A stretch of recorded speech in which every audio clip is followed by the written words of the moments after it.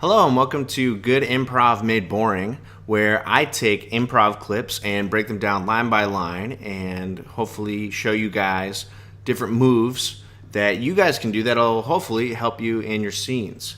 So a couple of quick disclaimers. Number one, I am an idiot. And so if you're listening to this and following what I'm teaching you, you are following the teachings of an idiot. And number two, there are no absolutes in improv. So if I teach you something in this lesson, like a trick or whatever, and you go, well, does it apply to this scene? The answer is no, it probably doesn't. Like, there's always exceptions. So these aren't even rules. These are maybe tips, tricks, guidelines that you can use in most of your scenes. Why am I qualified? Well, two things. One, I've been doing improv for 9 years. And then two, I've been an idiot for 26 years. So I feel like that is pretty good qualifications. All right. So what clip I'm going to be playing for you guys today is from a podcast called Hello from the Magic Tavern. And I'm going to be playing a specific clip that is focusing on an improver named Asher Perlman. He's a really funny guy out in Chicago. And he was actually my improv teacher this summer. I did a summer workshop at Second City, and I don't know if this is a coincidence, but only a few months after teaching me, he is now a writer on a show called The Opposition with Jordan Klepper on Comedy Central. Is that a coincidence? I don't know. That's a terrible joke. Okay, so I'm going to play this clip. It's about 11 minutes long, and then we will start breaking it down.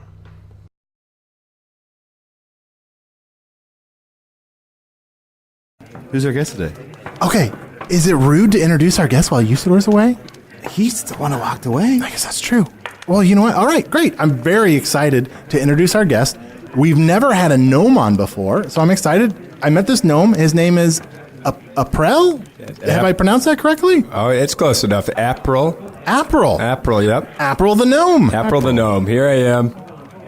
I am the size of two squirrels stacked on top of each other. Oh, so that's how you measure. That's my unit. Squirrel system. Squirrels. Squirrel mhm. system. Yeah, most gnomes are between 2 and 3 squirrels stacked on top of each other. I'm right at the low end. You're right on the low Yeah, end. 2. Honestly, I don't mean to be rude. Are you congested? Yeah, I was drinking a lot of milk today. Oh, yeah. Yeah, and so it's Just for fun? Oh no, it's Fun milk? yeah. Well, I drank some fun milk and then I drank some work milk. I have a part-time job. Arnie, have you had fun milk?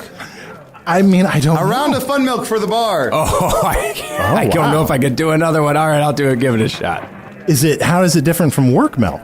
Oh, it's more fun. Oh, well, that makes sense. Listen to yourself.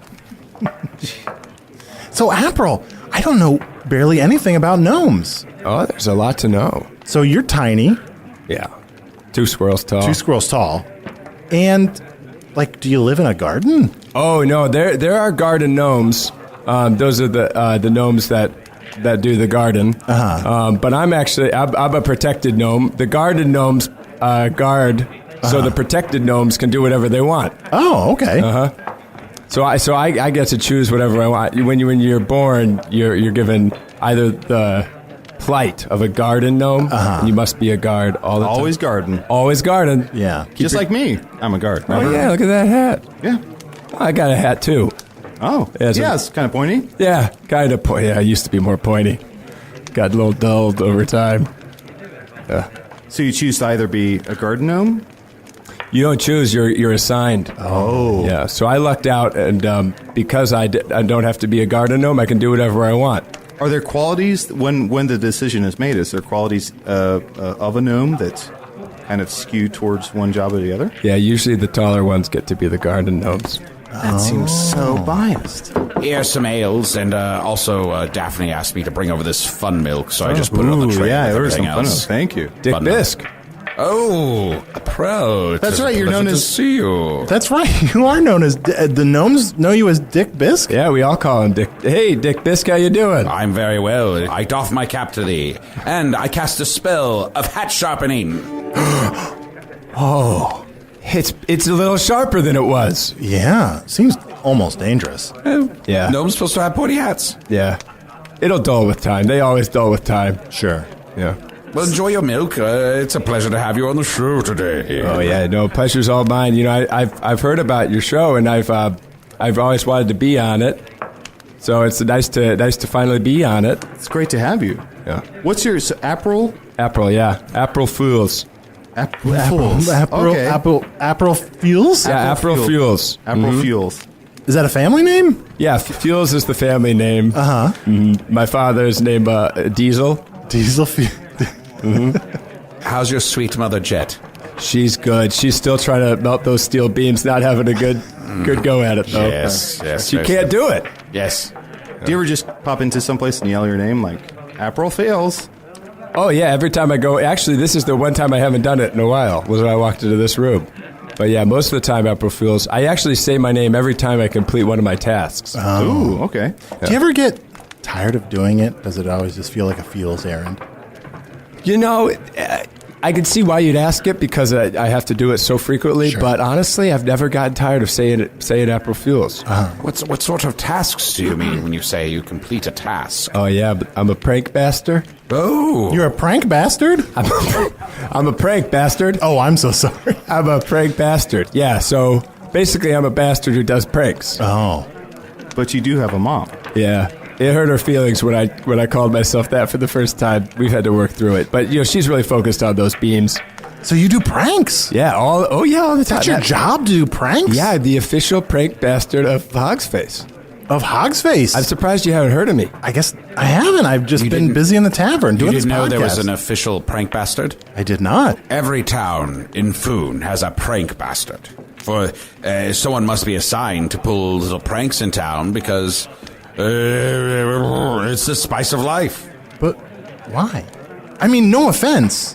But why? It's just to spread joy.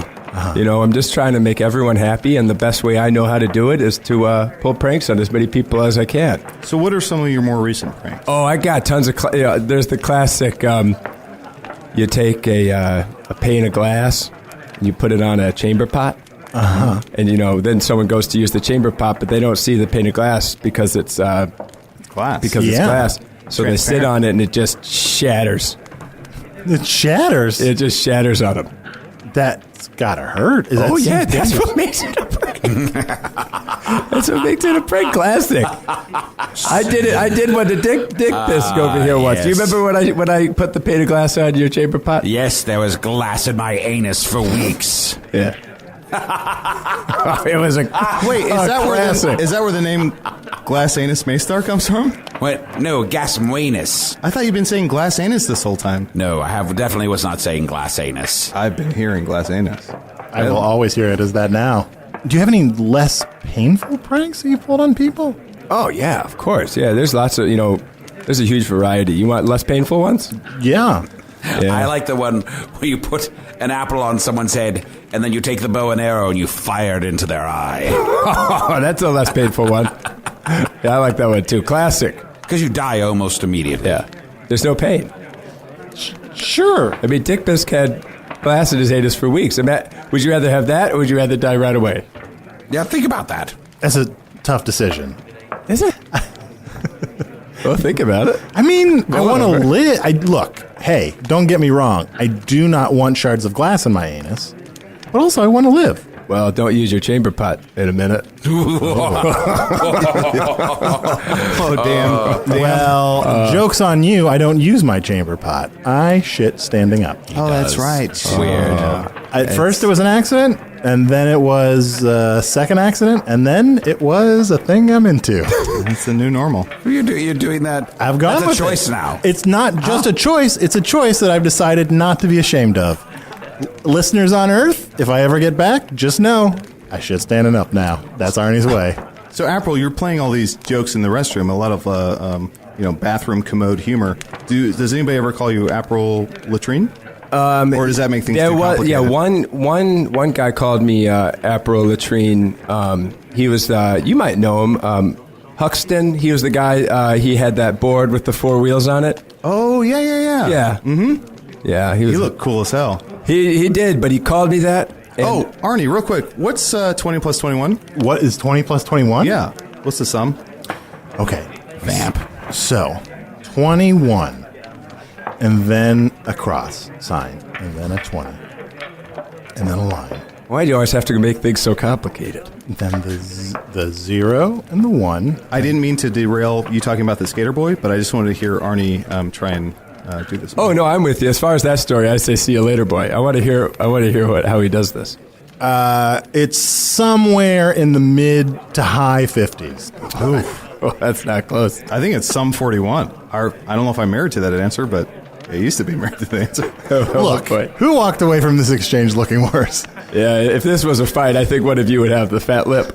So, April, I'm sorry. I don't mean to seem critical of your prank bastard lifestyle. I guess I'm just sort of trying to understand. I mean, we do this podcast, and we're very dedicated to just this serious documentary information that we're sharing.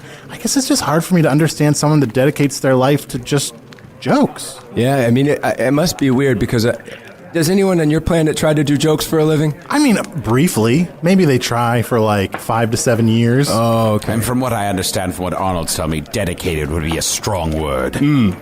Well, it's more like being an English major. You do it because you don't like anything else. It's okay, experience, even pleasant, and then eventually you regret it for the rest of your life.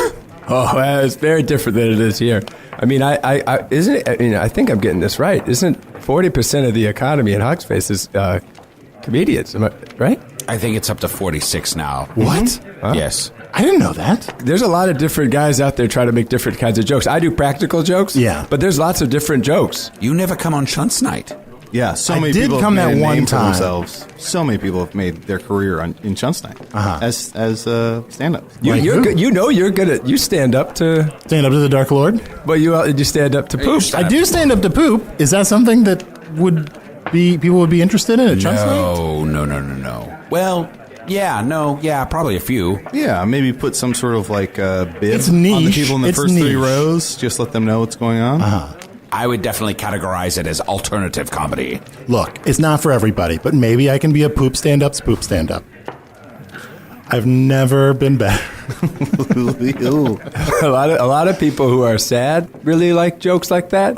Yeah, so you'd be sort of more of a blue comic for people who are feeling blue. Oh, yeah, absolutely. Yeah. I'm willing to go blue if I have to. No question. Would you have some sort of sign?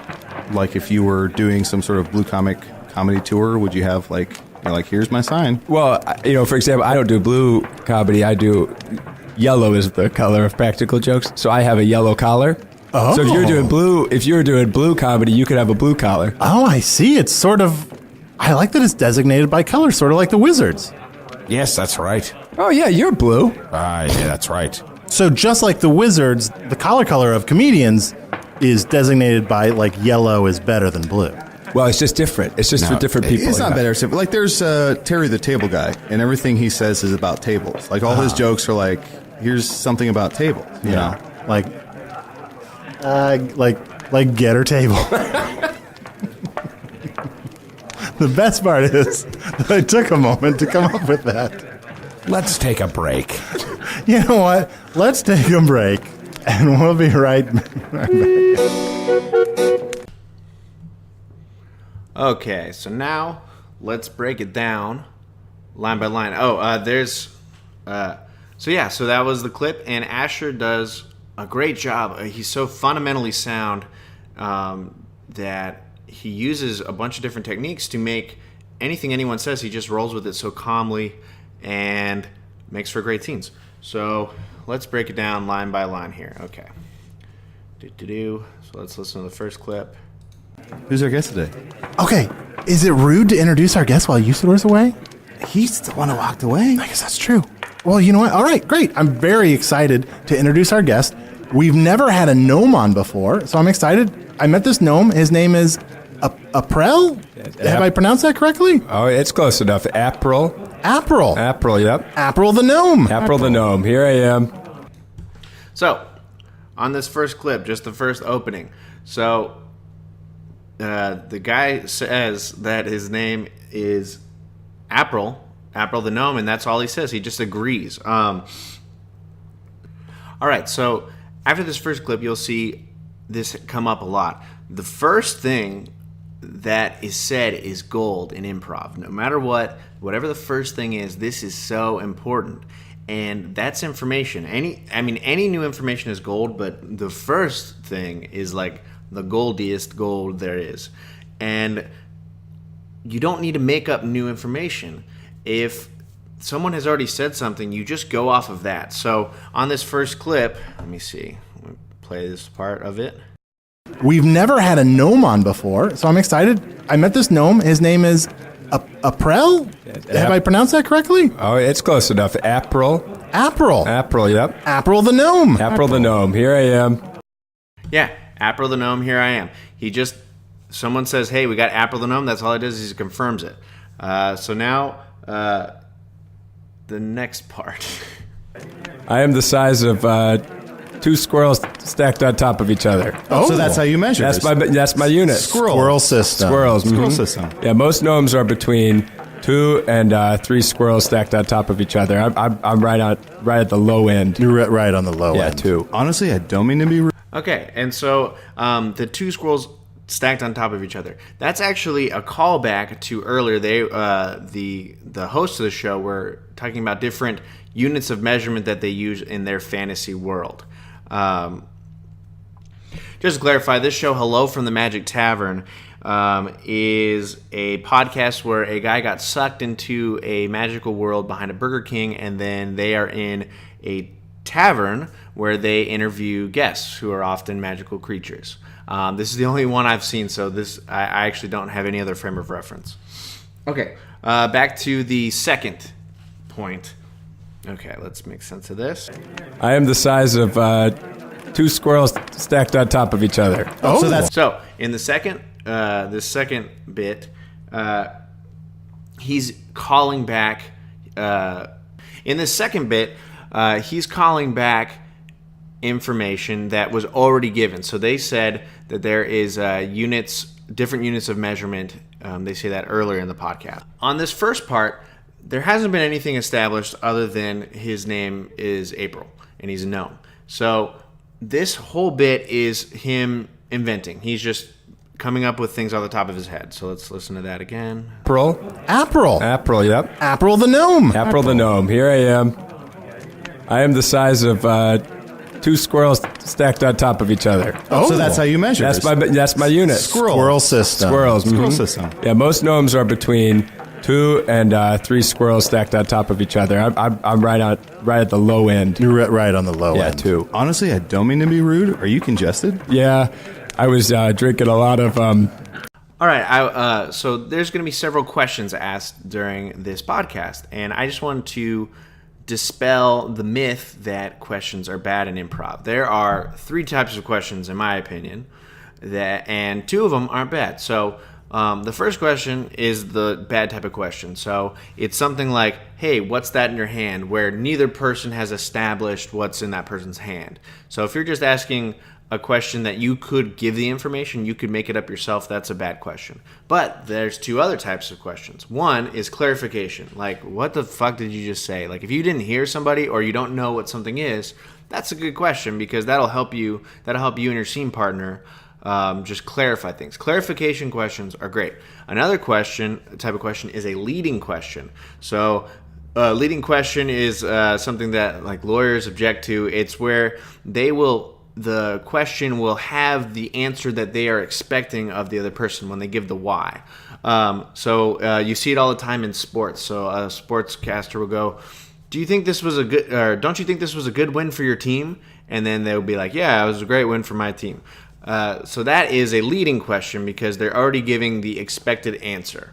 Or if they give a reason why you're doing something. For instance, like if I say like, oh, so you like to drink because you're an alcoholic. That's a leading question because I'm giving the reason. If someone gives you the reason, they're an alcoholic. That's a fine question because that's leading them.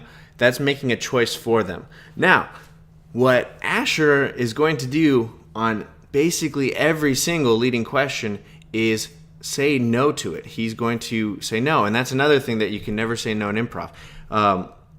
The reason is because saying no to this question will provide for an interesting response. So with the sportscaster, for instance, if they go, hey, do you think this was a great win for your team? And they ask that, and they go, yeah, it's a great win. That's not interesting. That's boring. There's nothing that's really learned. But if they go, do you think this is a great win for your team? And they go, actually, you know what? It was a terrible win. I thought this was one of the worst wins that we ever had. That is interesting. That generates content.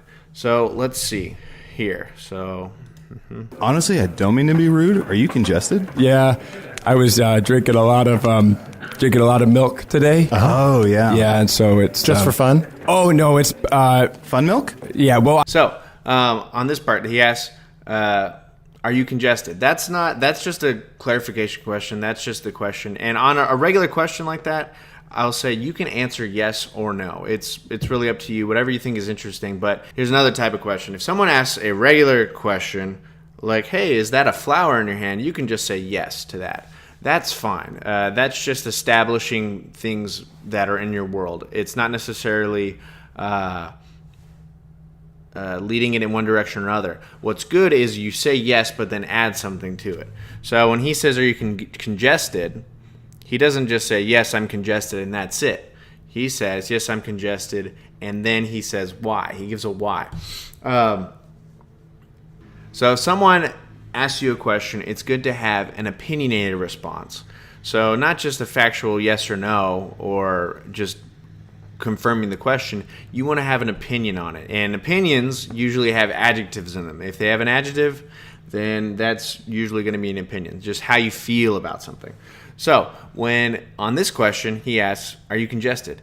And he doesn't just say yes, he says yes and then gives a reason why. At the reason why, this is sort of the give and take. This is another thing that happens. So in improv, there's a lot of moments where, okay, so the first bit of information, whatever information is already there, is gold, right? This is gold. You use that gold. You don't save it, you use it. You spend it immediately. So if someone asks you a question or there is a moment for you to respond to a statement, if there's something you already know or already have, use that first. Don't add anything new. Don't invent something. So on this one, he asked, "Are you congested?" Right? So all he says is, "Yes, I am congested." That's using the information. He's using the information was already given. But from there, there's no more gold to spend. At that point, the improviser has freedom to say whatever they want. He says that he had some milk this morning. That's not necessarily.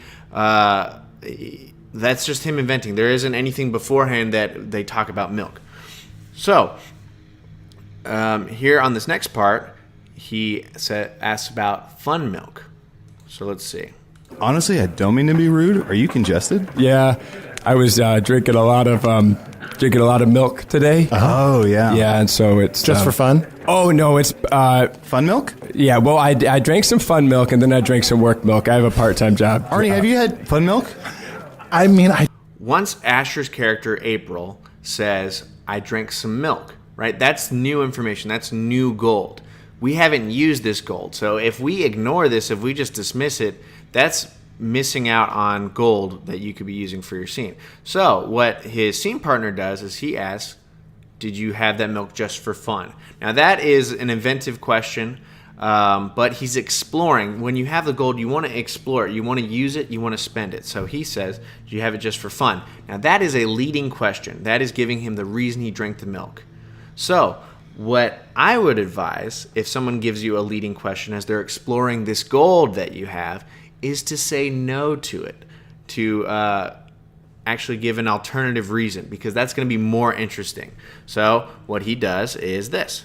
I don't mean to be rude. Are you congested? Yeah, I was drinking a lot of milk today. Oh, yeah. Yeah, and so it's just for fun? Oh no, it's Fun milk? yeah. Well, I drank some fun milk and then I drank some work milk. I have a part-time job. Arnie, have you had fun milk? I mean, I don't A round know. of fun milk for the bar. I don't know if I could do another one. All right, I'll do it. Give it a shot. How is it different from work milk? It's more fun. Oh, well, that makes sense. All right. So he said fun milk and then some work milk. So he's like, "Oh, actually, I had some milk for fun, but then I have work milk. I have a part-time job." So he's just going off of the component of the information. So asking fun is the new gold, is this fun milk. So he uses the technique of if this, then what else? He uses the technique of if this, then what else? So all he does is says, like, he's only using the information of fun milk. He's going, okay, fun milk? No, I didn't just have fun milk. I also had work milk. I have a part-time job. So then they say a round of drinks for the table, and this is just this isn't a question. This is just a statement. So the correct thing to do is to yes and it. So he goes, oh, I don't know if I can have any more of it. That is an opinion. That is how he feels about it, but he still ultimately says yes to it because it is a statement. How is it different from work milk? It's more fun. He doesn't invent anything there. The only thing that we have is that it's called fun milk. We don't have a why, and so that person's asking. They're still searching. They're still spending that gold, the gold of milk. Just that, And milk was a free choice. He had freedom to say whatever, and he says milk. So from there, they're going to explore milk until all that gold is spent. So he goes, well, what's the difference between work and fun milk? And instead of him inventing something, he uses the same information that we already have. He goes, well, it's more fun. And then they all accept that as true. So let's hear that again. The bar. Oh, I don't know if I could do another one. All right, I'll give it a shot. How is it different from work milk? Oh, it's more fun. Oh, well, that makes sense. Listen to yourself. So, April, I don't know barely anything about gnomes. Okay, so this question, so he says, so April, I don't know barely anything about gnomes. They used up all the gold of milk, and his congestion. They explored that, and the improvisers don't have any more gold left. They feel like they've sufficiently done that. So now they're going to explore something else. Now, what he's exploring, he's not exploring something random. Let's see, what does he ask? So, April, I don't know barely anything about gnomes. Oh. Well, it's not a question, but he says, so April, I don't know anything about gnomes. So he's not exploring something random. He's not going, hey, so what about dragons? Because we haven't talked about dragons. We've talked about gnomes. There was some gold earlier, which is that he's a gnome. That's already a ton of gold that we can keep spending. So he says, I don't know anything about gnomes. Now, what April does perfectly is he's taking just that information. I don't know anything about gnomes, and he's replying to that statement. So if he doesn't know anything, a good one response could be, well, I don't know anything about gnomes either. That doesn't really make sense because he is a gnome. So what he does is he yes hands that and says, well, there's a lot to know about gnomes. So let's rewind it. So, April, I don't know barely anything about gnomes. Oh, there's a lot to know. So you're tiny. Yeah. He goes, so you're tiny? Just says, yeah. That's just a clarification question. That's not really going anywhere. So he just says yes to it. He could have maybe expanded upon that. Well, maybe he does. 2 squirrels tall. 2 squirrels tall. Yeah. So he goes, so you're tiny. They're trying to explore another facet of this gold, the gold of he's a gnome. That's our main gold, that they're interviewing a gnome.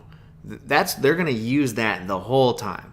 So if at any point, like honestly, that's the first thing that's established. The very first thing that's established is that they are interviewing a gnome. That's what the scene is about.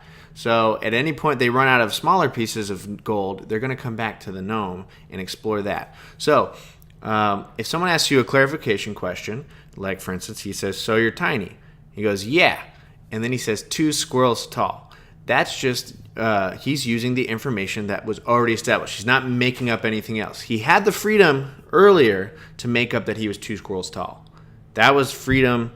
That was when he was able to give information. But from then on, he's taking information that is already given. So let's listen to that again. So, April, I don't know barely anything about gnomes. Oh, there's a lot to know. So you're tiny. Yeah. 2 squirrels tall. 2 squirrels tall. And, do you live in a garden? Oh, no, there are garden gnomes. Those are the gnomes that... do you live in a garden? Oh, no, there are garden gnomes. Those are the gnomes that do the garden. Uh-huh. But I'm a protected gnome. The garden gnomes, guard so the protected gnomes can do whatever they want. Guard so the protect. So you're tiny. Yeah. Okay, so the tiny part doesn't go anywhere. He says 2 squirrels tall. He's just reaffirming the information. The next question asks, let's see, the next. 2 squirrels tall. 2 squirrels tall. And, like, do you live in a garden? Do you live in a garden? So, the person that asked that question, 1 second, there's a leaf blower. So the next question that asked is, do you live in a garden? They are still on the fact that he is a gnome. That is the gold.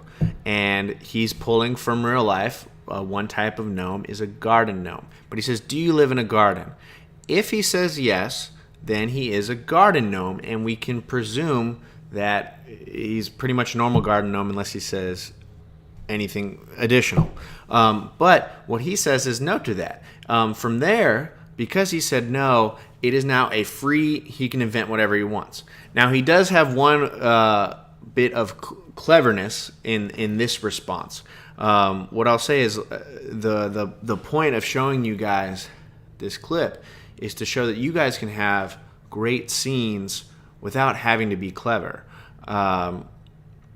You don't have to worry about being clever at all. If you happen to be clever, sure. But Asher would have done great in all of these scenes without having to come up with anything clever because of the fundamental skills of replying, of giving and taking in a scene.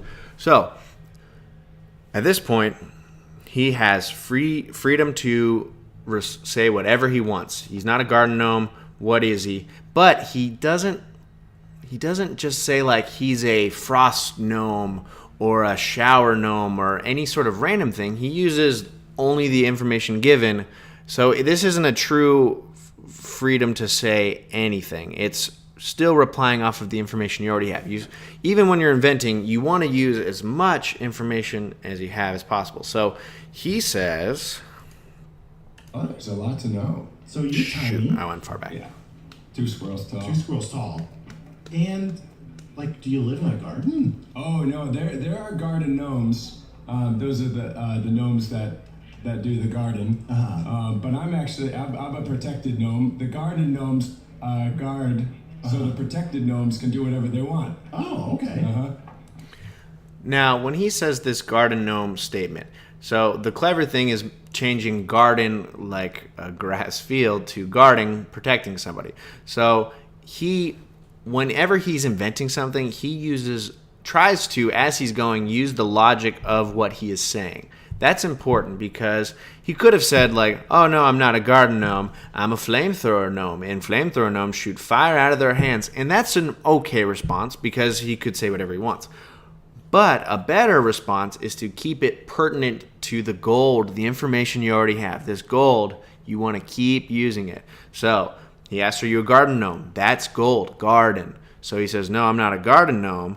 I'm actually a protected gnome. There's garden gnomes and protected gnomes. So then he's inventing, but he's using the logic of garden. So then, let's see what happens then. They want. Oh, okay. So I get to choose whatever I want. When you're born, you're given either the plight of a garden gnome. You must be a guard. Always garden. Always garden. Yeah. Okay, so he says that you're given the plight of a garden gnome. The plight is an adjective. I believe it means like it's like bad. That's given an opinion. Wow, that's stupid. I'm an idiot. That's given an opinion. He could have said, some people are garden gnomes, some people are protected gnomes. But he gives an opinion. He says the plight of a garden gnome. Giving your opinion is going to be more interesting because scenes are relationships between people and how they feel, how you feel about something. So he adds the plight to show that he views being a guarding gnome as bad. Yeah, just like and me, I'm a guard. I get to choose whatever I want. When you're born, you're given either the plight of a garden gnome. You must be a guard. Always garden. Always garden. So if anybody says another thing, oh yeah, shoot, okay.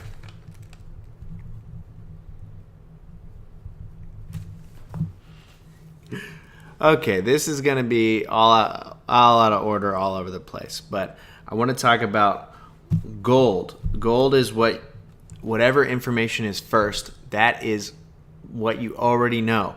You want to use a good technique is repetition. Repetition does two things. It reinforces what you already know, and it also gives you more time to think, which is always nice. You want to have ways to have some more time to think about what's going on in the scene. So if someone makes a statement of any kind, you'll see Asher almost every single time just repeat back what they say. So on this part, he says, always garden, and then Asher immediately goes, always garden. Given either the plight of a garden gnome, you must be a guard all the time. Always garden. Always garden. Yeah. Just like me. I'm a guard. Oh, yeah, look at that hat. Yeah. So when he goes, just like me, I'm a guard, he goes, hey, look at that hat. So he's agreeing with him. He's agreeing with him. Next part. I got a hat too. I got a hat too. So every time also, he doesn't just agree. He repeats. So he repeats, which is agreeing. It's reinforcing. And then he adds something. And what he adds is not random. It's off of what you already have. So he says, I got a hat too. He doesn't go like, oh, you have a hat. Hey, I've got 2 brass knuckles. Because nobody has said anything about brass knuckles. He said, he's a guard, so he's like, hey, look at you have a guard's hat. Oh, yeah, it's kind of pointy. Yeah, kind of pointy. I used to be more pointy. So, once he says that you got a hat, they say, fuck, okay. A hat. Yeah. I got a hat too. Oh. So he says, look at the hat, I've got a hat too. Then someone says... Yeah, it's kind of pointy. Yeah. So he says kind of pointy. The guy says it's kind of pointy. Kinda is an adjective, and it's sort of an opinion. Fuck me, this is hard. I'm going to have to edit this so much. But, okay. Okay, is it still recording? Let's check that. It's still going, and I've been talking for 28 minutes. Okay.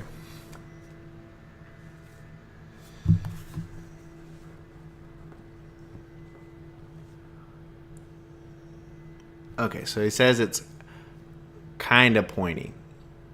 Then what Asher does, he repeats, it is kind of pointy, and then he gives an opinion about that statement. He yes-ands it. Hat too. Oh, yeah, it's kind of pointy. Yeah, kind of pointy. I used to be more pointy. Got a little dulled over time. So you choose side. So, yeah. When someone says kind of pointy, that's the new gold. That's the new information. Kind of pointy. All right, how do I feel about this? Yeah, kind of pointy. It used to be pointier. He didn't talk about anything else. He talks about the pointy, because that new thing is the gold. So then, now a question's asked. They've used up the gold. They ask a question. Dulled over time. So you choose to either be a garden gnome? You don't choose. You're assigned. Oh. Yes. So, they ran out of gold on the pointy hat, but they still had more gold on the garden gnome and protecting him. So the person's asking a leading question, says, so you choose to be a garden gnome or protected gnome? And what he does, again, is if you get asked a leading question, you say no. Go, no, you're assigned. You can just say the exact opposite. So instead of choose, you're assigned. So yeah, let's back it up here, because that's more interesting. Because if he says so you choose, you say yeah, you choose. If they ask a leading question, so you get to choose if you're a garden gnome or protected gnome. The less interesting answer is to say yeah, I get to choose. Although you could say that, you could say yeah, I get to choose, and here's why. But a more interesting answer is to say no. Say no, we don't get to choose. We're assigned. You don't choose, you're assigned. Oh. Yeah, so I lucked out, and because I don't have to be a garden gnome, I can do whatever I want. Are there qualities, when the decision is made, is there qualities of a gnome that kind of skew towards one job or the other? Yeah, usually the taller ones get to be the garden gnomes. Okay, so this is maybe the most difficult question and response to break down in the clip. So let's listen to it one more time. To be a garden gnome, I can do whatever I want. Are there qualities when the decision is made? Is there qualities of a gnome that's kind of skewed towards one job or the other? So are there qualities of being a garden gnome or protected gnome that skew towards one way or another? So the person that's asking that question, that's an excellent question. They're exploring the gold of guarding and protecting gnomes. What Asher replies, though, is yes, because he has information that he already has established way early on is smaller and bigger. He knows that the size of squirrel or size of gnomes based on squirrel size. So he immediately says, Yeah, usually the taller ones get to be the garden gnomes. That seems so biased. yeah, usually the taller ones get to be the garden gnomes. Cool. All right. Here's some ales and So at this point, there's a walk-on. One of the characters says, "Yeah, there's a walk-on." also Daphne asked me to bring over this fun milk, so I just put it on the tray. Yeah, there was some. So when the walk-on happens, he doesn't invent anything new. He brings the fun milk because they asked to bring the fun milk earlier. It's a callback.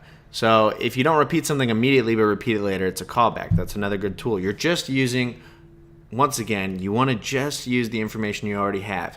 You want to, in every instance, use information you already have, explore it, use it before you make anything else new. You're going to have better scenes if you use the gold. If you miss even one piece of gold, your scene's not going to be as good. But they don't miss any gold. They don't miss any information. Oh, thank you. Dick Bisque. Oh, Now this part, he calls him a nickname Dick Bisque. Now, I have never seen this podcast, so what I think this is a callback earlier in this same podcast. This character goes by many different names, so I think every guest, this is maybe a recurring joke, can name the character whatever they want. So this is sort of a free. He's free to give whatever name, but he's following the rules of an already established piece of information. An already established piece of gold, he is using the gold of that. He has multiple names, and he's coming up with a name. So he calls him Dick Bisque. bro, That's right, you're known to as- see you. That's right. You are known as the gnomes know you as Dick Bisque. Yeah, we all call him Dick. Hey, Dick Bisque, how you doing? I'm very well. So at this point, he's just confirming, yeah, you're Dick Bisque. How you doing? I doff my cap to thee, and I cast a spell of hat sharpening. So, cast a spell of hat sharpening. So this character is a wizard, and we already had the information of that his hat was kind of dull. It used to be more pointy. He didn't cast the spell of I don't know, of a horse. He didn't make a horse because we haven't been talking about horses. We've been talking about, he could have maybe done a spell to make him a little taller. That would have changed his character entirely. Then he might have to become a guarding gnome. But that would have still been interesting. But what he did was he went off of something that was already established, which is the hat. Oh, it's a little sharper than it was. Yeah. Now, all he's doing is reinforcing. He's repeating. He's going, it's a little sharper than it was. Cast a spell, you just reinforce. You repeat. Yeah. Seems almost dangerous. Yeah. No one's supposed to have pointy hats. Yeah. It'll dull with time. They always dull with time. Sure. Yeah. He's reinforcing the dulling. It dulls with time. Yeah, just reinforcing. He's just saying stuff that has already been said. Enjoy your milk. It's a pleasure to have you on the show today. And as a side note, repetition is funny. It's almost always funny. The more you say something again and again. Or it gets annoying, but... Oh yeah, no, pleasure's all mine. You know, I've heard about your show, and I've always wanted to be on it. So it's a pleasure to have you on the show today. So, the character says, it's a pleasure to have you on the show today. That's just a statement. So, all that Asher is going to do is confirm it's a pleasure to have the show on today. It's a pleasure to be on the show today. He's not adding anything new. At that point, the person who had the freedom to make something new was his scene partner by saying it's a pleasure to have you on the show today. which still isn't something new. It's going off of something before, which is that they have an interviewing show, that they're interviewing a gnome. So he just says it's a pleasure to be on the show. Well, enjoy your milk. It's a pleasure to have you on the show today. Oh yeah, no, pleasure's all mine. You know, I've heard about your show, and I've always wanted to be on it. So it's nice to finally be on it. It's great to have you. What's yours? April? April, yeah, April Fools. So,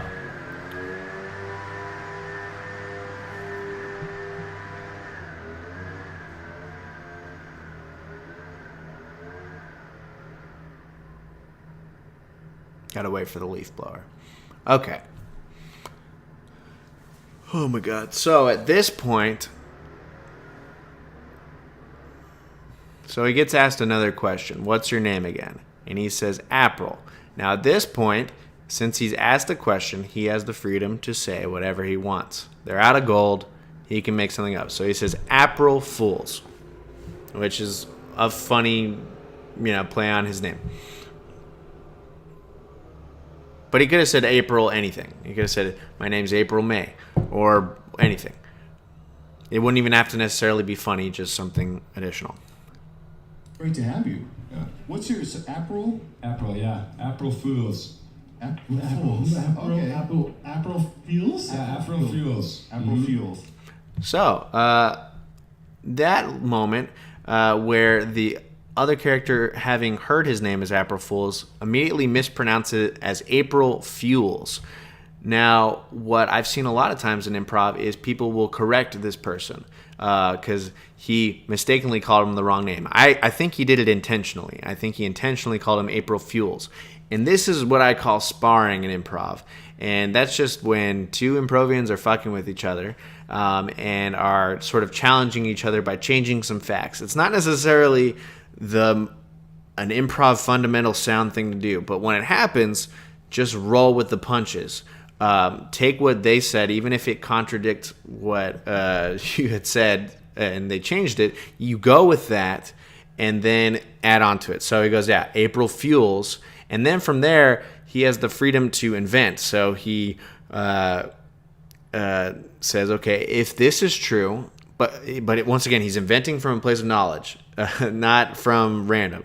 If this is true, what else is true? If my name's April Fuels, then my dad's name is Diesel Fuels. So let's hear that again. What's yours? April? April, yeah, April Fools. April Fools. Okay. April Fuels? Yeah, April Fuels. April Fuels. Is that a family name? Yeah, Fuels is the family name. Uh-huh. My father's name, Diesel. Oh, actually, he does better than that. So he gets asked, is that a family name? So that's just a regular question. Is it a family name? Yes.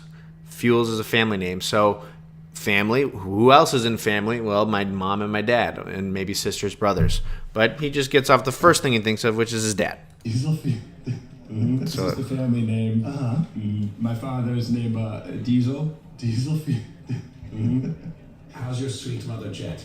She's good. She's still trying to melt those steel beams, not having a good go at it, though. Yes. Okay, so how's your sweet mother, Jet? The sweet is important. The sweet is an adjective that gives an opinion, so this character likes the mother. That is better than saying, how's your mother, Jet? That's still good. Jet is playing off of the game, the gold information that they all have fuel-based names. Even though originally he said fool, he's going with fuel because the other person was sparring with him, messing with him. And so then he said, how's your sweet mother, Jet? That's a great response. If you can, add adjectives, add feelings to your responses. So then he says, so we've got jet fuel. So he says she's still trying to melt those steel beams. That is a reference. That is a reference to an internet joke about 9/11 that jet fuel can't melt steel beams, and it is a conspiracy. That George Bush did 9/11 actually. So what he's doing, once again, like similar to the garden gnomes, when he says jet fuel, he's just saying the first thing that people think of when they hear jet fuel.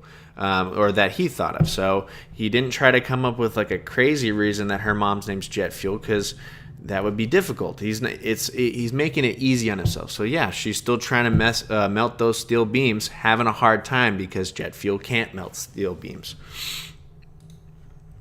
Sweet mother Jet. She's good. She's still trying to melt those steel beams, not having a good go at it, though. Yes. She can't do it. Yes. Do you ever just pop into someplace and yell your name like, April fails? Okay, another question. Do you ever just pop into someplace and just yell your name, April Fuels? So that's sort of a leading question because he's not giving a why, but actually, sorry. Okay. So he asked, do you ever just pop into somewhere and yell your name, April Fuels? That is not a leading question. That's just a question. So he's going to say yes to it. If it's just a regular question, he's going to say yes to it. He adds the fact that, but he's going off of the information that he didn't start the show. Okay. I'm going to try this again. Backing up. Okay. Steel beams, not having a good go at it, though. Yes. She can't do it. Yes. Do you ever just pop into someplace and yell your name like, April fails? Oh, yeah, every time I go. Actually, this is the one time I haven't done it in a while, was when I walked into this room. Okay. So the question was, do you ever just pop into a place and yell your name, April Fuels? And since it's just a regular question, it's not leading, he's not giving a why, he says yes to it. But he remembers that at the start of this scene, he didn't do that. So now he has to retroactively fix that issue. So he says, you know what, it's surprising that I didn't say that, or this is the first time in a long time I didn't say April Fuels when I walked into the room. So he's acknowledging previous information, because even the fact that he walked into the scene is information. Like, there's so much information right at the start. There's so much. And he used that. He used that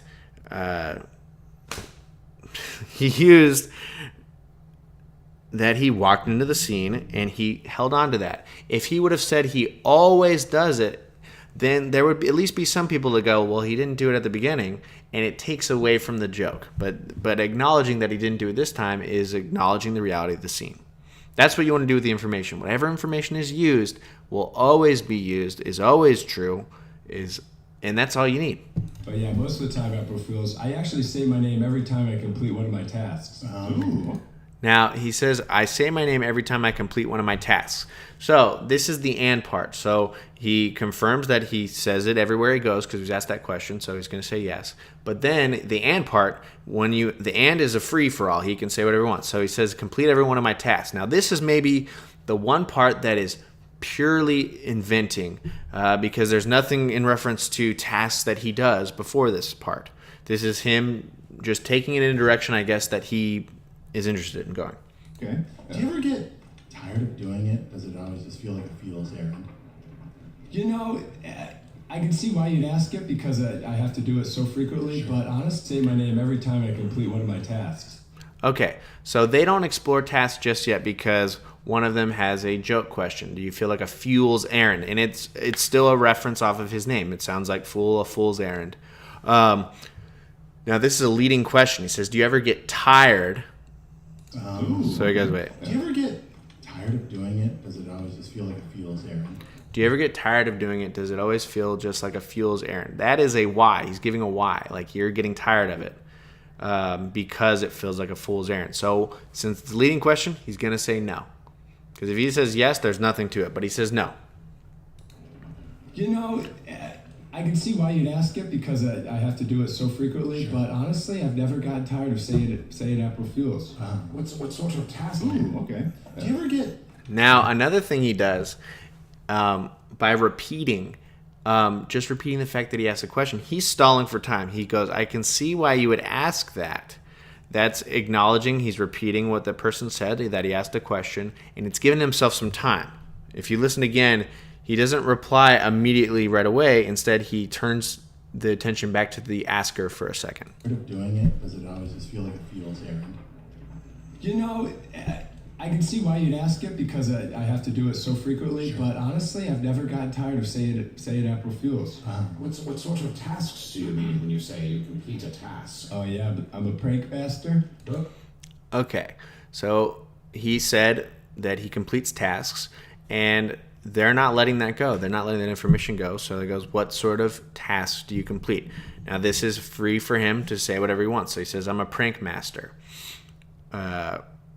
And that sort of goes with his name. He's an April Fool, so he does pranks. I mean, that makes perfect sense. So he's really not completely inventing. He's going off of previous information. Now, it is a little bit clever because it's not a direct one-to-one. But yeah. Oh my gosh. I apologize for this video. This video is insane. How am I going to edit this? We're at 45 minutes. Holy shit. Okay. So, what happens next is sparring. Ooh, you're a prank bastard? I'm a prank bastard. Oh, I'm so sorry. I'm a prank bastard. Yeah. So when someone spars with you, he messes with him. He goes, "You're a prank bastard," instead of a prank master, and he goes with it. Yeah, I'm a prank bastard, or I'm a prank bastard. He's just playing with him. He's sparring back and forth. But he goes with the new information. He says he's a prank bastard because he said that. I'm a prank bastard now. Forget what I just said. You changed it, so it's changed. You don't normally want to change information. That's why sparring isn't necessarily the most fundamentally sound thing. You don't want to. But improvians do it all the time. It's just a for fun thing. So he now has the information of being a prank bastard, and he runs with it. So basically, I'm a bastard who does pranks. Oh, but you do have a mom. Yeah. So I'm a bastard that does pranks. The person asks, so you do have a mom? Well, he already established he did. His mother's name is Jet. So he has a mom. And so he has to acknowledge this fact that is this inconsistency. So he goes... It hurt her feelings when I called myself that for the first time. We've had to work through it. But it hurt her feelings. He's giving an opinion. He's giving something. Somebody felt something about this. He didn't go, yeah, it really... yeah, I mean, there's actually no way to reply without giving an opinion on that. So I might delete that too. Okay. She's really focused on those beans. So you do pranks? Yeah, all the time. Is that your job to do pranks? Yeah, the official prank beans. So you do pranks? I'm a prank bastard. Oh, I'm so sorry. I'm a prank bastard. Yeah, so basically I'm a bastard who does pranks. Oh, but you do have a mom. Yeah. It hurt her feelings when I called myself that for the first time. We've had to work through it. But she's really focused on those beans. So he has to talk about his mom. Well, the only thing we know about his mom is that her name's Jet and that she is trying to melt steel beams. So he just says it again. He doesn't come up with a new thing. He uses the gold that we already have about his mom. We have this information about the mom, so we're going to use the same information. We're not going to make something new. So you do pranks? Yeah, all the time. Is that your job to do pranks? Yeah, the official... So he says, so you do pranks. Yeah, so that's your job to do pranks. Now, that is an assumption question, but it's just a regular question. So he's going to say, yeah, that's my job. Even though he hadn't said it was his job before, but now it is. Go prank bastard of the Hog's Face. Of Hog's Face? I'm surprised you haven't heard of me. I guess I haven't. I've just been... Now, he says, I'm surprised you haven't heard of me. That is a feeling statement. He's surprised. That's an adjective. And the reason he's saying that is because they're asking him all these questions, but now we just found out he's a famous person. He's been doing this job. This is his official job. The people in the own town should already know about it. So he acknowledges that information and says, yeah, I'm surprised you haven't heard about me. Been busy in the tavern doing Did this you know there was podcast. an official prank bastard? I did not. Every town in Foon has a prank bastard. So they're reinforcing, they're just yes-anding this. For someone must be assigned to pull little pranks in town because it's the spice of life. But why? I mean, no offense. Like, but why? It's just to spread joy. So he asks why. Why is just a question, and so he gets to say whatever he wants. So what you do is you try to not just say a random answer. So if he said, so you do pranks, why? Why is there a job to have pranks? He could say, to stop the dragon from coming in. I keep using dragon as a reference, but there's been nothing to say dragon. There's been no... So he just does the logical answer, to spread joy. That's the best reason you can come up with why someone would have pranks as their job. I'm just trying to make everyone happy, and the best way I know how to do it is to pull pranks on as many people as I can. So what are some of your more recent pranks? So now we have the gold that he pulls pranks. Let's hear about these pranks. We're not going to move on and go, hey, what's the history of your grandmother? We still have all this gold. We now have pranks. There's a ton of information. So he asks, what are some recent pranks you pulled? Now, let's listen. So let's listen to this exchange. Just trying to make everyone happy, and the best way I know how to do it is to pull pranks on as many people as I can. So what are some of your more recent pranks? Oh, I got tons of. There's the classic. You take a pane of glass, and you put it on a chamber pot, and then someone goes to use the chamber pot, but they don't see the pane of glass because it's Glass. Because it's glass. So they sit on it, and it just shatters. It shatters. It just shatters on them. Okay, adjectives.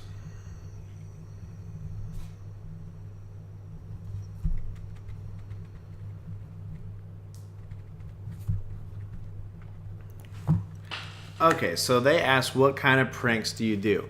Well, one thing he says is, I do classic pranks. So classic is an adjective that also kind of gives him a feeling about it. He feels that his pranks are timeless, that he's doing all of the greatest hits. Usually older things are more revered. So there's a tradition. If he just said, yeah, I do all kinds of pranks, that's kind of generic. He says, I do classic pranks. So from there, he does a technique called mapping. And you can do mapping all the time, and it is a great tool to use. So mapping is where you take characteristics of one thing and you put it onto another thing. So, for example, you could take a real estate agent who used to be a pro wrestler.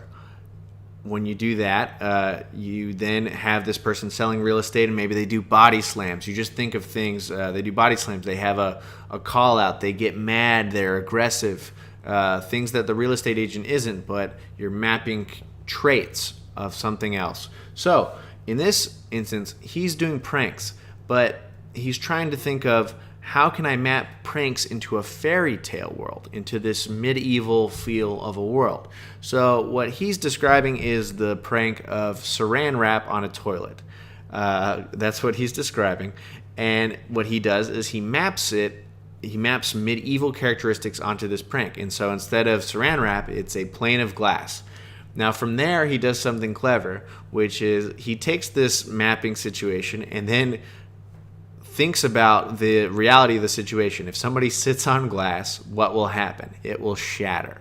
So it sort of changes the prank, because the original prank of saran wrap is then they use the restroom and they get pee everywhere because it splashes off the saran wrap. But now they sit on it at the chamber pot and it's going to break. He takes the mapping and then realizes that it's going to change the scenario, because it will. Like a real estate agent that instead of having you sign a contract fights you is going to have a different result than signing the contract. So sitting on the plane of glass is different than this is stupid, but it's different than saran wrap. Okay, so then he goes with that and it breaks glass. That's gotta hurt. That's what makes it a shatters. It just. So then someone says, that's gotta hurt. It's a statement. And we already have established through the way that he talks that he is happy about his job. He likes pranking people. He says it spreads joy.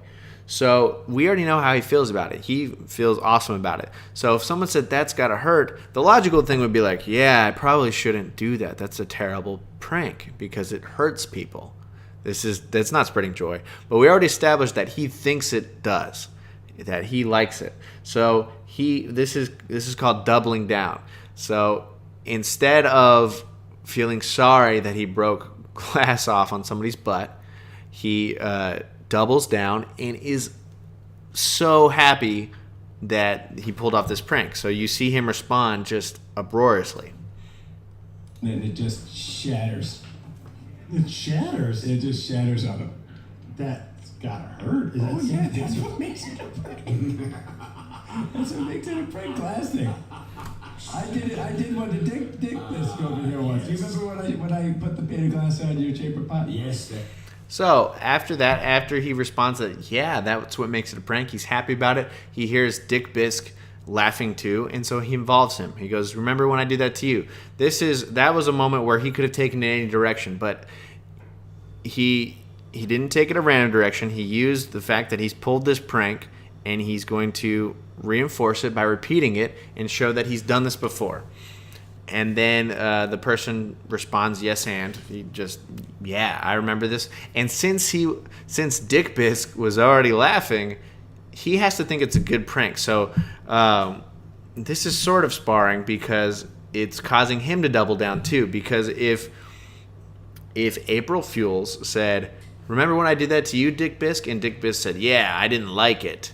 That would have been changing his reality that he already established. He was laughing. He loved that prank. So instead of being mad, which would be the logical response, he sticks with it. He thinks that's a hilarious prank.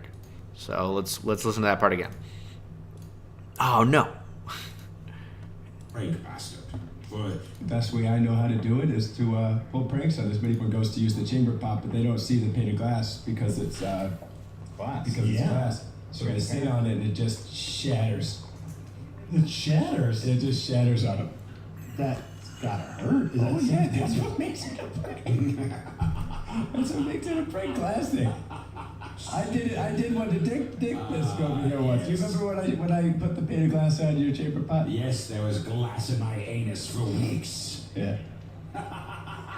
It was a Wait, is that where the name Glass Anus Maystar comes from? What? No, gas anus. I thought you've been saying Glass Anus this whole time. No, definitely was not saying glass anus. I've been hearing Glass Anus. I will always hear it as that now.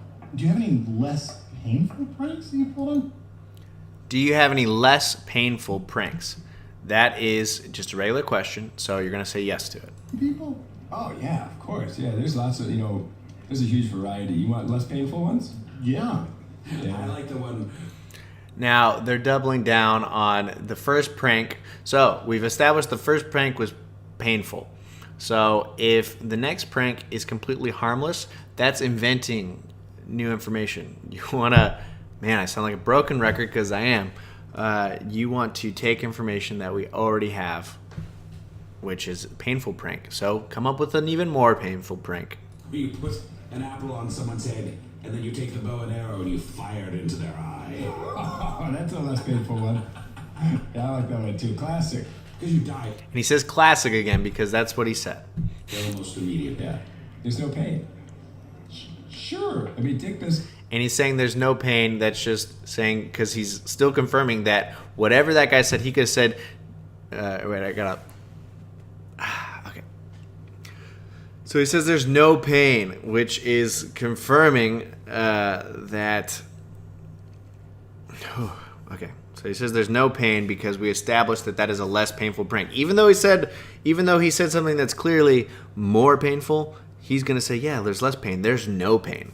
That's as far as you can take something being less painful is there's no pain. Now they have to sort of explain the logic. So the other person's going to, of course, ask questions because that doesn't make any sense. Had glass in his anus for weeks. And that, would you rather? Yeah, I like that one too. Classic. Because you die almost immediately. Yeah. There's no pain. Sure. I mean, Dick Bisque had glass in his anus for weeks. And that, would you rather have that or would you rather die right away? So then he's asking him the question, but he's sort of he's saying that the reason is because having glass in your ass for 2 weeks would be more painful than dying right away. He's saying it's a quick and painless death. So he's justifying it. Through logical things, through doubling down, like you get to these interesting places by just using what you already have and doubling down on it. Yeah, think about that. That's a tough decision. Is it? Well, think about it. I mean, He said, now his response, it's a tough decision. That's not really a yes or an and. He just is saying it, so they don't let him up. They don't. He didn't give him anything when he said that's a tough decision, or not really. So they keep on him. I want to live. Look, hey, don't get me wrong. I do not want shards of glass in my anus, but also I want to live. Well, don't use your chamber pot in a minute. Oh, damn. Okay, so that is taking all the information and having a callback. So he says, hey, I don't want to have glass in my ass. And goes, well, don't use your chamber pot. That's taking everything that we've established, that he pulls this prank. And really, we only outlined 2 pranks.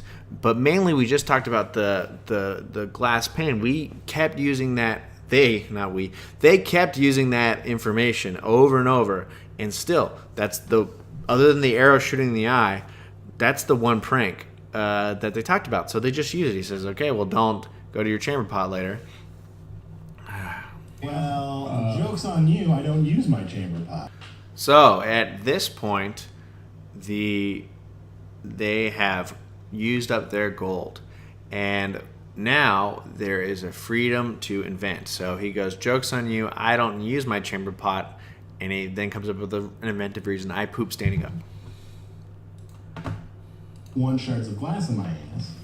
Oh, so I want to live. Well, don't use your chamber pot in a minute. Oh, damn. Well, joke's on you. I don't use my chamber pot. I shit standing up. Oh, that's right. At first it was an accident, and then it was a second accident, and then it was a thing I'm into. It's the new normal. You're doing that. I've got It's a choice now. It's not just a choice. It's a choice that I've decided not to be ashamed of. Listeners on Earth, if I ever get back, just know I should standing up now. That's Arnie's way. So, April, you're playing all these jokes in the restroom, a lot of bathroom commode humor. Does anybody ever call you April Latrine? So now so he asked, does anybody call you April Latrine? That's just a question. So he's gonna say yes. Or does that make things too complicated? One guy called me But he doesn't just say yes in general. He's specific. He gives a specific person, which may be a reference to another character that from an earlier podcast. I'm not sure, but he's specific. He's specific, and he has a feeling about this character. April Latrine. He was, you might know him, Huxton. He was the guy, he had that board with the 4 wheels on it. Oh, yeah. Yeah. Mm-hmm. Yeah. You look cool as hell. He did, but he called me that. Oh, Arnie, real quick, what's 20 plus 21? What is... Okay, so at this point, he doesn't get a finish because there is another joke which I guess is a reference to something, maybe a callback to an earlier podcast. So he asked what's 20 plus 21. Here's another tip I will give about when you're asked a question that is really obvious what the answer is. Don't give them the answer. If they say, like, if you already have a glass of water in your hand and go like, hey, is there a glass of water in your hand? And we've already said it, be like, just don't respond because it's more interesting. So that's what he does. He asks sum 41 and then, he asks what's 20 plus 21 and he does not respond accurately. It takes a while. 20 plus 21? Yeah. What's the sum? Okay. So, 21. And then a cross sign. And then a 20. And then a line. Why do you always have to make things so complicated? Then the 0 and the 1. I didn't mean to derail you talking about the skater boy, but I just wanted to hear Arnie try and do this. Oh, no, I'm with you. As far as... So, he said, I didn't mean to derail you with the skater boy. So he's acknowledging that he did interrupt his response using the information he had. And then he does an Avril Lavigne reference. That's him inventing the reference. And what Asher does is he responds, yes, I'll see you later, boy. Which is just the next line of the song, Skater Boy by Avril Lavigne. That story, I say see you later, boy. I want to hear how he does this. It's somewhere in the mid to high 50s. Oof. Oh, that's not close. I think it's sum 41. I don't know if I'm married to that answer, but I used to be married to that answer. Look, who walked away from this exchange looking worse? Yeah, if this was a fight, I think one of you would have the fat lip. So he goes, who walked away from this situation looking worse? And Asher came up with a clever response, which is Fat Lip, which is the title of a Sum 41 album. That's another example of him being clever, but he's been doing great without having to invent these clever, super hilarious lines. You can be funny with just using the information given. So April, I'm sorry, I don't mean to seem critical of your prank bastard lifestyle. I guess I'm just sort of trying to understand. I mean, we do this podcast and we're very dedicated to just this serious documentary like information that we're sharing. I guess it's just hard for me to understand someone that dedicates their life to just jokes. Yeah, I mean, it must be weird because... So he says it's hard to understand someone who dedicates their life to just jokes. So what he does is he buys time. He repeats back. He goes, I see how, or he goes... Life to just jokes. Yeah, I mean, it must be weird because... does anyone on your planet try to do jokes for a living? So he goes, it must be weird. Does anyone on your planet do jokes for a living? Try to do jokes for a living. So he's saying it's hard, so he's acknowledging, oh, okay, it must be, and he doesn't know why, so he's asking why. So now at this point, he's asking, does anyone on your planet do jokes for a living? So since that's the question, he's going to say yes, but he's going to be specific about it. He's going to have an opinion about it, and he's going to, expand upon it. I mean, briefly, maybe they try for like 5 to 7 years. Oh, okay. And from what I understand from what Arnold told me, dedicated would be a strong word. Well, it's more like being an English major. You do it because you don't like anything else. This is a It's band. okay, experience, even pleasant, and then eventually you regret it for the rest of your life. Oh, it's very different than it is here. I mean... So he says it's very different than it is here. The reason he says that is because if that character is having trouble understanding how he can pursue comedy, then it must be different. So he says, yeah, it's different. Isn't it? I mean, I think I'm getting this right. Isn't 40% of the economy in Hogsface is comedians? What? So he says, isn't 40% of the comedians in Hogsface, 40% of the economy in Hogsface is comedians? He asked that as a question. So since it's an open-ended question, they say yes. He's a little more specific. He says it's actually up to 47%, but he's still saying yes to it. He's not going, no, actually it's 4%, because that would be changing the reality of that question. Right? I think it's up to 46 now. What? 46. I didn't know that. There's a lot of different guys out there trying to make different kinds of jokes. I do... So he's going, if that's true, what else is true? So there's a lot of different guys out there trying to make jokes. He's just exploring, now they're mapping comedy, the just realities of comedy as an entertainment thing, and exploring that. Practical jokes? Yeah. But there's lots of different jokes. You never come on Shunt's night. Yeah, so I many did people come have at made a one name for time. themselves. So many people have made their career in Chunstein as stand-up. You stand up to... Stand up to the Dark Lord? Well, you stand up to poop. I do stand up to... When he says you stand up to poop, so he's using something an information that we already had. He didn't invent something. He was searching, okay, what have we talked about? And so he goes, hey, you stand up, makes it about that character. He goes, you stand up to poop. Poop? Is that something that people would be interested in at Chuck's Night? No. Is that something that people would be interested in? That's a leading question. Would they be interested in it? Or, I don't know, that's a tough question. So you could, I guess, answer either way. No. Well, probably a few. Yeah, maybe put some sort of like bid It's on the niche. people in the It's first niche. 3 rows. Just let them know what's going on.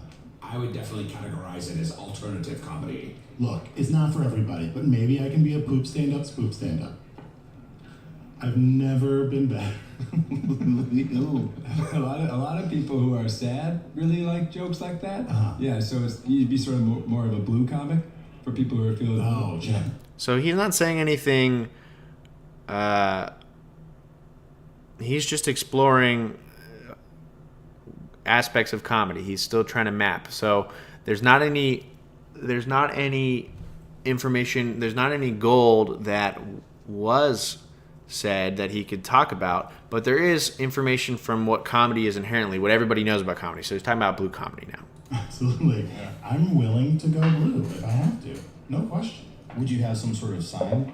Like if you were doing some sort of blue comedy tour, would you have like here's my sign? Well, for example, I don't do blue comedy. I do yellow as the color of practical jokes. So I have a yellow collar. So if you were doing blue comedy, you could have a blue collar. Oh, I see. It's sort of. I like that it's designated by color, sort of like the Wizards. Yes, that's right. Oh yeah, you're blue. Yeah, that's right. So just like the Wizards, the collar of comedians is designated by like yellow is better than blue.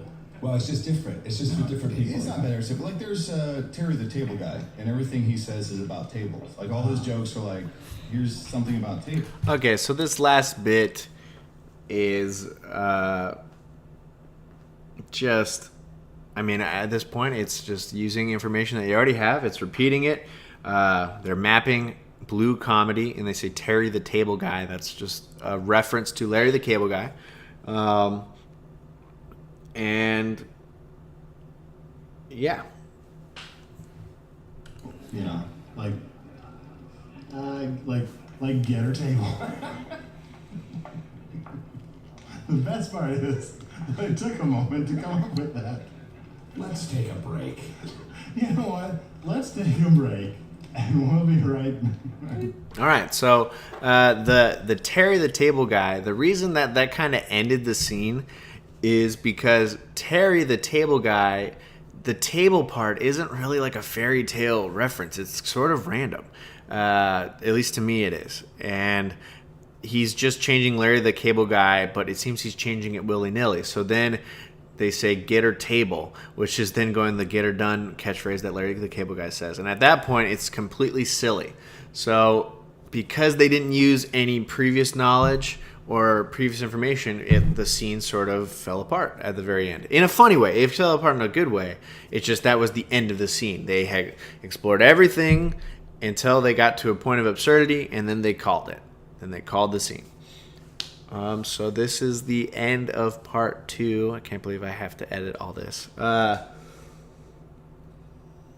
And now there will be some examples. Or this might be the end of the video.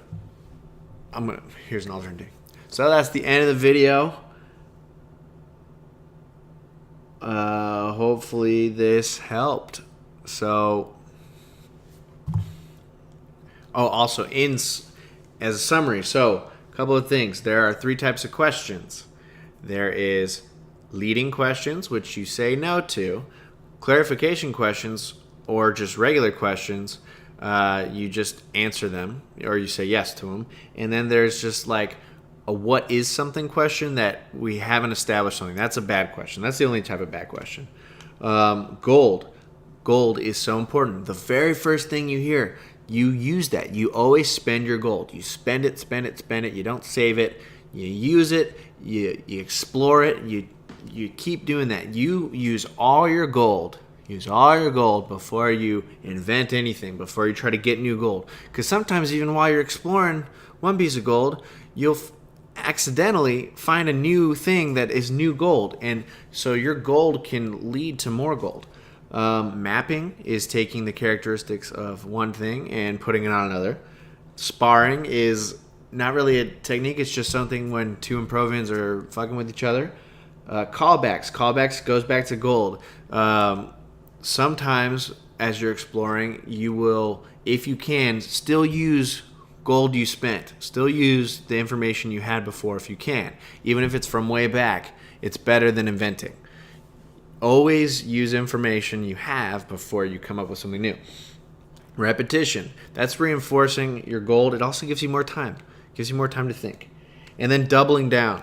So if your character feels some way about something and then they find out information that is contradictory to it, you still feel that way because you did.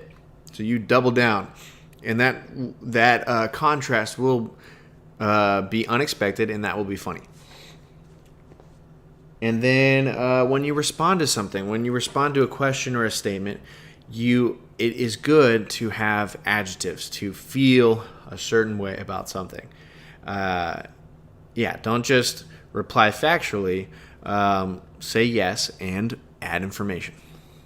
And then I guess the last thing too is then give and take. So if there is no more gold to be used, then you can give whatever information you want.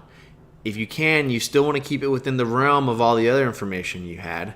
That's easier to build off of than just off of nothing. The only time you build off of nothing is in a organic start of a scene that it could be about anything.